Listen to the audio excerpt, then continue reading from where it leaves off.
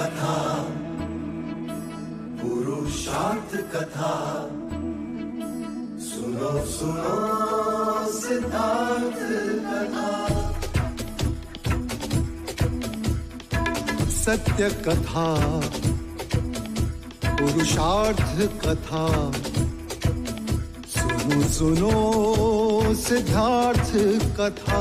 चढ़ते सूरज सा तेजवान वो कीर्तिमान, हुंकार भरे जब कूच करे, थर थर कांपे आसमान।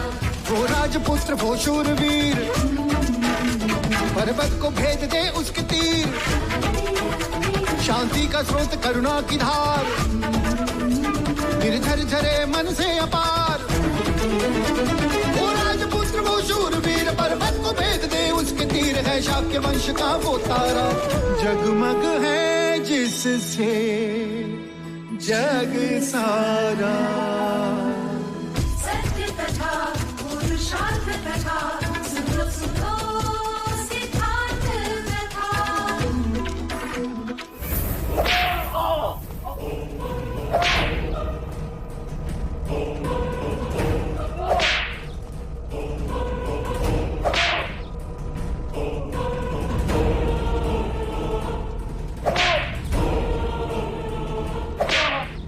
और कितने लोग हैं तेरे साथ? बता, हमारे कौन से भेद जानने आए थे तुम लोग? क्यों भेजा है कौशल राज ने तुम्हें? बता। युवराज पर आक्रमण क्यों किया तुमने? बताओ। और इतने दिन तू यहाँ पे क्या कर रहा था? बता, कौन सी चाल चल रहा है कौशल राज हमारे विरुद्ध? बताओ। मैंने कोई भेद नहीं चुराए। मारो इसे। अंतिम बार पूछ रहा हूं, बता। मेरे साथ और कोई नहीं है। मैं कौशल राज का गुप्तचर नहीं हूँ। मैंने कोई भेद नहीं चुराए। युवराज के प्राण तुम क्यों लेना चाहते थे? क्योंकि वो मेरी प्रेमिका के साथ है।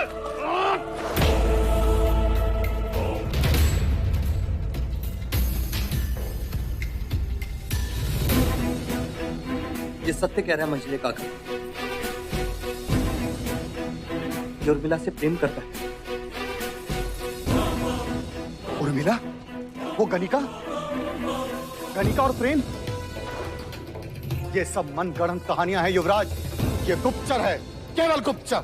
ये राजदूत है जो कौशल राज्य का निमंत्रण देने आया था। राजनीति में गुप्तचर को मुक्त नहीं किया जाता युवराज।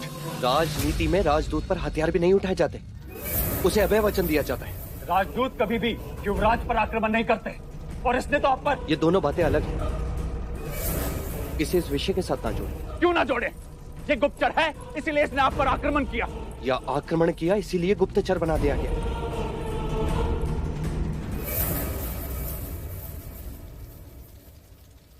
मुक्त कर दो इसे। आप इसे मुक्त नहीं कर सकते। ये आपके अधिकार क्षेत्र के बाहर है। ये राज्य की सुरक्षा का विषय है। इसे केवल महाराज की अनुमति पर छोड़ा जा सकता है। तो फिर आप भी इसे इस तरह से पीड़ित नहीं कर सकते, क्योंकि ये भी आपके अधिकार क्षेत्र से बाहर है। आप भी महाराज की प्रतीक्षा करें।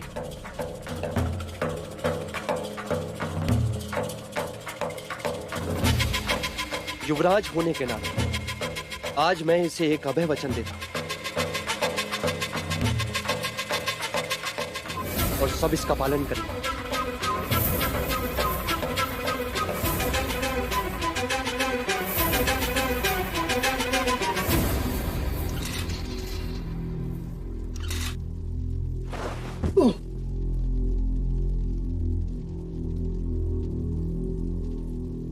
अब मैं बलदेव से एकांत में बात करना चाहता हूं।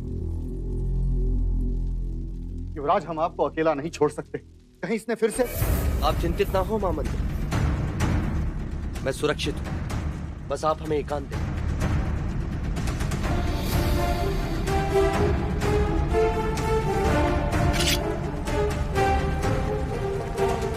सिद्धार्थ अपनी मर्यादा और बड़ों का आदर भूल रहा है।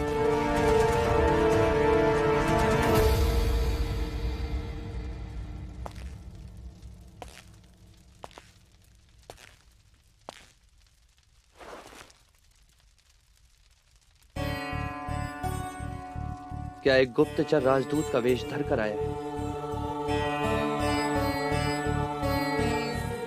नहीं,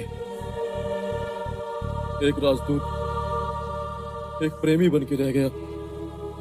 तो तुमने मुझ पर आक्रमण क्यों किया? आप जानते हैं, मैं उर्मिला से प्रेम करता हूं, किसी और को उसके साथ नहीं देख सकता। तुम्हें ऐसे देखकर मुझे आश्चर्य हो रहा है बलदेव। कोई किसी से इतना प्रेम कैसे कर सकता है? राज, प्रेम कीजिए, जान लेंगे। तुम्हारे प्राण भी जा सकते थे बलदेव। हाँ, जा सकते थे, पर कोई मेरी प्रेमिका के साथ संबंध रखे, उसकी विवशता का लाभ उठाए। मैंने कभी किसी की विवशता का लाभ नहीं उठाया। हम केवल मित्र हैं। उर्मिला केवल तुमसे प्रेम करती है बलदेव, केवल तुमसे।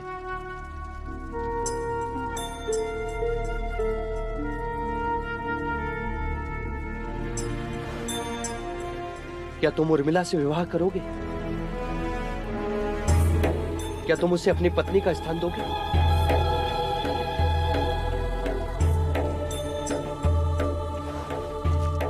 तो वचन है ये मेरा, तुम्हारा विवाह मैं करवाऊंगा उर्मिला से। आप धन्य हैं युवराज, आप धन्य हैं।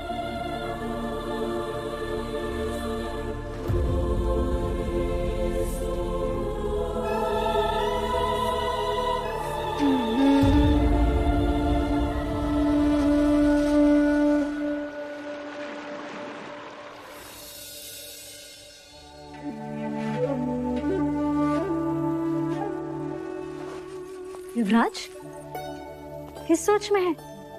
दूसरा बंध तो पहनना ही भूल गए। क्या तुमने कभी किसी से प्रेम किया है लौशिका?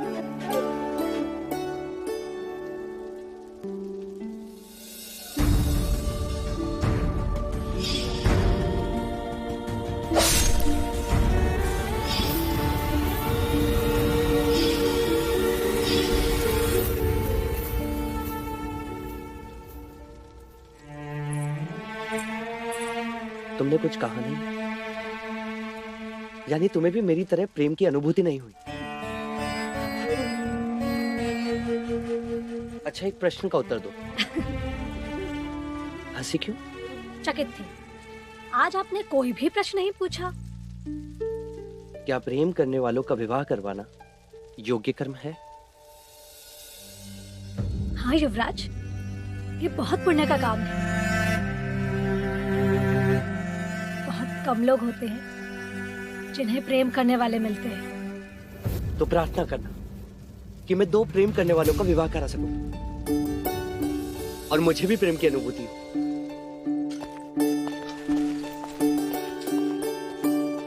तथास्तु। आप प्रेम से अज्ञान हैं और वो भी जो आपसे प्रेम करती है। यशोधरा, आपकी अनुभूति।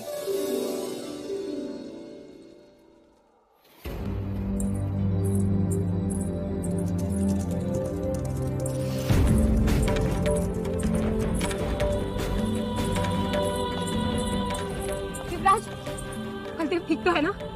उसे दंड तो नहीं दिया क्या? क्या उसे छोड़ देंगे? क्या उसने मेरे बारे में कुछ पूछा? मुझे बोलने का अवसर तो दो। वो बिल्कुल ठीक है, मैं स्वयं उससे मिलकर आया। क्या कहा उसने? क्या हमारे प्रेम की कसौटी पर खरा उतरा वो? अब एक प्रश्न का उत्तर दो मुझे। बलदेव तुमसे विवाह करना चाहता है, क्या तुम बलदेव पर विश्वास करके कौशल जाने को तैयार हो?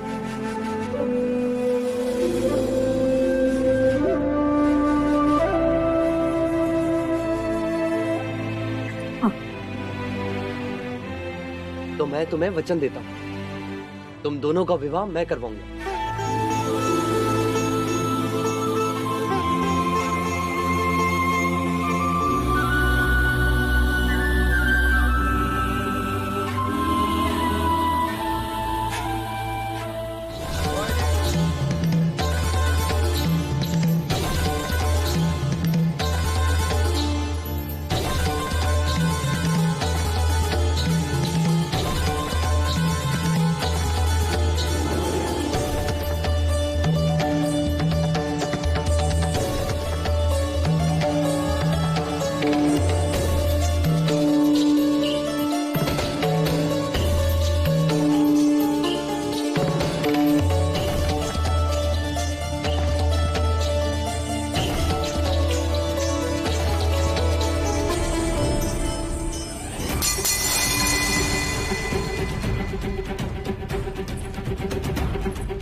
कंचनी कहाँ है?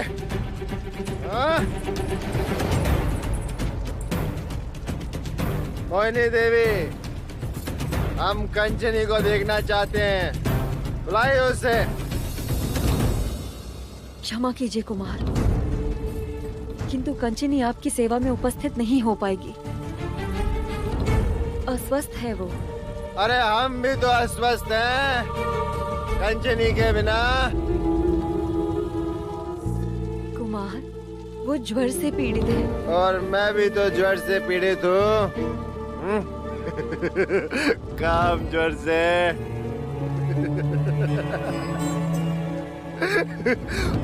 वो किस ज्वर से पीड़ित है? लालच के ज्वर से? बोलो।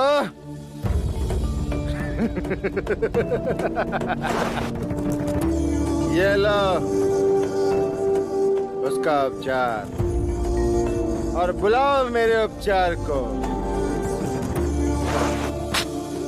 जाओ, उठाओ उसे और बुलाओ कंचनी को। बुलाओ। ज्येष्ठ, उन्होंने कहा ना कंचनी बीमार है। ये रंग भवन है, कोई गुरुकुल या राज दरबार नहीं है। क्या तुम्हारी चलेगी? समझे? ये हमारी और कंचनी की बात है। मोहिनी देवी, आप जानती हैं कि कंचनी के नृत्य के बिना हम रात की कल्पना भी नहीं कर सकते। बुलाइए उसे, कंचनी को बुलाइए। कंचनी आएगी और नृत्य करेगी। वो नृत्य करेगी और हम बदहोश होंगे।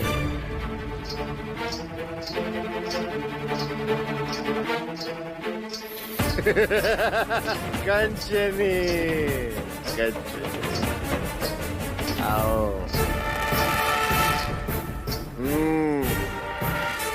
अब नृत्य शुरू करो सुंदरी।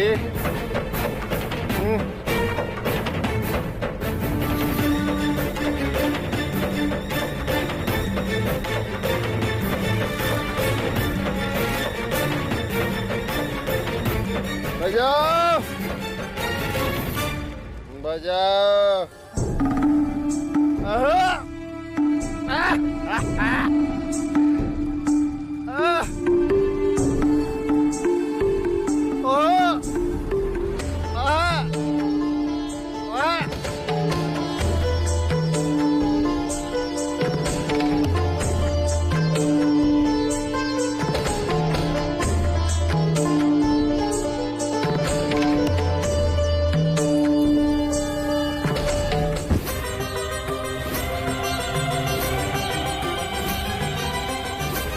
बंद करो ये नाटक और नृत्य शुरू करो।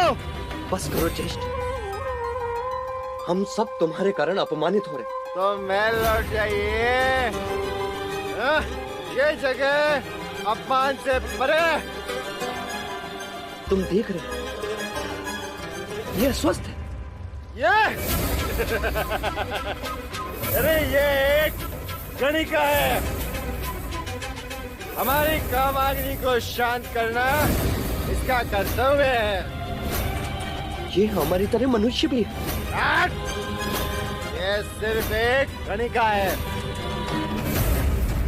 एक उपभोग की वस्तु। इसके अतिरिक्त कुछ नहीं है। क्षमा करना चाहिए, आपको केवल स्त्री शरीर की आवश्यकता है और कुछ नहीं। तो और भी है यहाँ पर, किसी के भी साथ अपना दिल बहला लीजिए। अच्छा ठीक है, जैसी युवराज की आज्ञा। तो फिर राज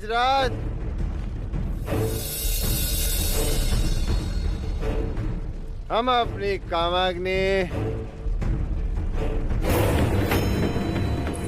उर्मिला के साथ बुझाएंगे।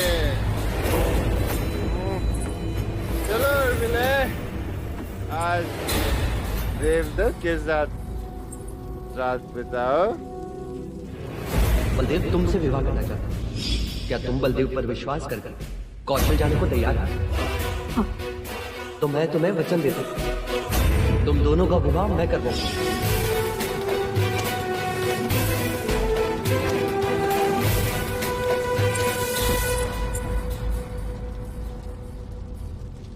क्या हुआ युवराज, चुप क्यों हो गए?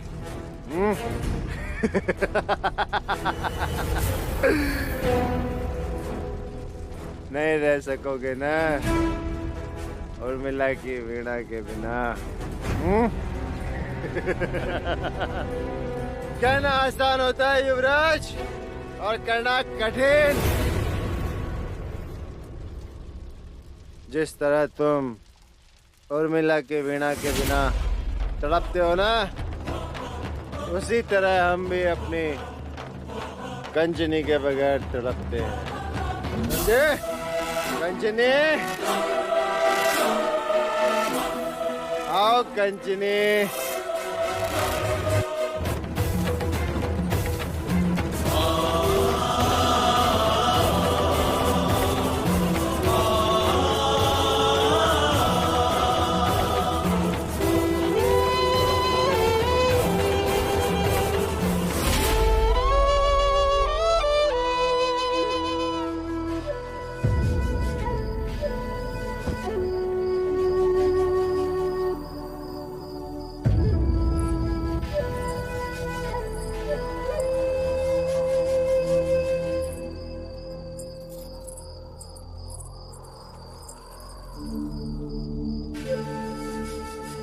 बुझ जाने तो आज दियों को।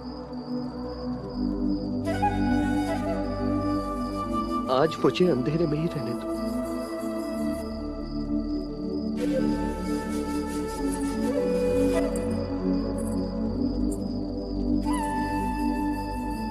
क्या वीणा सुनने की इच्छा है? नहीं, आज भीतर ही इतना शोर है कि कुछ सुनाई नहीं देगा। मेरे हृदय में ये बात शूल की तरह चुभ रही। ये सब देखकर भी मैं ज्येष्ठ को रोक न सका। आप और मैं दोनों ही विवश हैं। आज एक प्रश्न और मेरे मन में उठा कि लोग इसे आनंद भवन क्यों कहते हैं?